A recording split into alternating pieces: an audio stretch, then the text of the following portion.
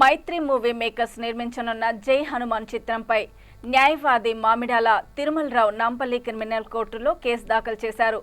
ఈ మేరకు హైదరాబాద్ బషీర్బాగ్ ప్రెస్ క్లబ్లో ఏర్పాటు చేసిన సమావేశంలో వివరాలను వెల్లడించారు. జై హనుమాన్ చిత్రంలో టీజర్లో హనుమంతుడిని కించపరిచే విధంగా దృశ్యాలు ఉన్నాయన్నారు. గత సంవత్సరం 2024 అక్టోబర్ 30న విడుదలైన టీజర్లో హనుమంతుని ముఖ చిత్రం బదులు నటుడు రిషబ్ శెట్టి మొహం చూపించడాన్ని అభ్యంతరం వ్యక్తం చేశారు. భవిష్యత్తు తరాలకు హనుమంతుడు అంటే ఎవరో అని గుర్తించలేని పరిస్థితి ఏర్పడుతుందని అన్నారు. ఈ అంశం హిందువుల మనోభావాలను దెబ్బతింటున్నాయని అన్నారు. దీనికి బాధ్యులుగా చిత్ర దర్శకుడు ప్రశాంత్ వర్మ, మైత్రి మూవీ మేకర్స్ నిర్మాతలు నవీన్ ఎర్నేని, ఎలమంచిలి రవిశంకర్, నటుడు రిషబ్ శెట్టిలపై ఫిర్యాదు చేశామన్నారు. Advocate me and my colleague Arundhati Bandiki and another advocate is Bandiki Madhav, advocates Bandi. I practice in High Court of Telangana and other courts also. Telugu sir. Tirumala Mamidala Nandi, advocate me and my colleague Arundhati Garu and Madhav also. మేము ముగ్గురం advocates. Basic thing why did I come, ఎందుకు వచ్చారంటే ఇక్కడికి, జై హనుమాన్ అనే movie teaser release చేశారండి in the month of అక్టోబర్లో.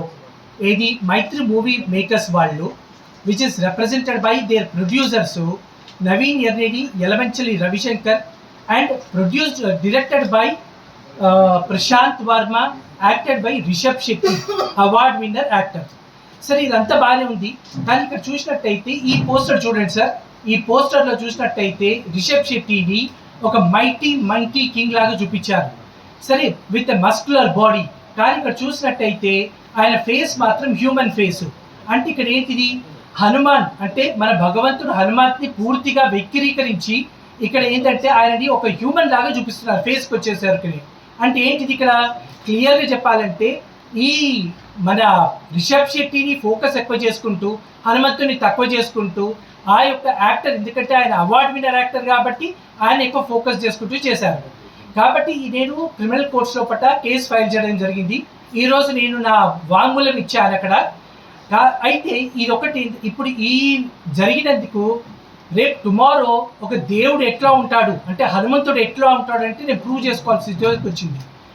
అయితే నేనేం చేశాను, వేరే హనుమంతులని అంటే డిఫరెంట్ కంట్రీస్ నుంచి డిఫరెంట్ ప్లేసెస్ నుంచి కూడా ఆ పిక్చర్స్ తీసుకొచ్చాను. హనుమంతుడిని వాల్మీకి రాయణంలో కిష్కింధకాండలో చూపించబడ్డారు. అందులో అక్కడ ఒక మైటీ మంకీ కింగ్ అని చెప్తారు, కానీ ఇక్కడ పూర్తిగా వెక్కిరికించడం జరిగింది. ఇదే కానీ వీళ్ళని అప్రూవ్ చేసినట్టయితే, ఈ సినిమాని తీసినట్టయితే రేపు మనము మన పిల్లలకి, యంగ్ జనరేషన్ వాళ్లకు చెప్పాల్సి వస్తుంది హనుమంతుడు మంకీ.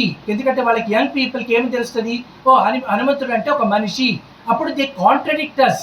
అంటే ఈ సిచ్యువేషన్ ఎట్లా వస్తుందంటే మనము రేపు మన గాడ్ని మనం ప్రూవ్ చేసుకోవాల్సి వస్తుంది. అదే ఇది జరిగినట్టయితే రేపు టుమారో వినాయకుడిని కానివ్వండి, నరసింహస్వామిని, ప్రత్యంగర మాతని, తర్వాత వరాహ మాతని, ఇవందరి దేవుళ్ళని కూడా రేపు వాళ్ళు వక్రీకరించవచ్చు. వాళ్ళు పైసలు రావడానికి కోసము, తర్వాత వాళ్ళ బిజినెస్ కోసము ఇట్లా ఇష్టం వచ్చినట్టు చూపించినట్టయితే అది తగదు, అది జరగదు, అది జరగనివ్వద్దు కూడా. కాబట్టి మేము కేసు వేశాము. ఆ కేసు ఈరోజు టేకప్ చేయడం జరిగింది. మేము మా వారెంట్స్ పేటెంట్ ఇచ్చాను నేను. కాబట్టి మీ ముందుకి అందరికీ తెలవాలి ఇది ఏంటంటే ఇట్లాంటివి ఇట్లా తప్పుడు దేవుళ్ళని కానీ హిస్టరీని కానీ మన రామాయణాన్ని వక్రీకరించకూడదు.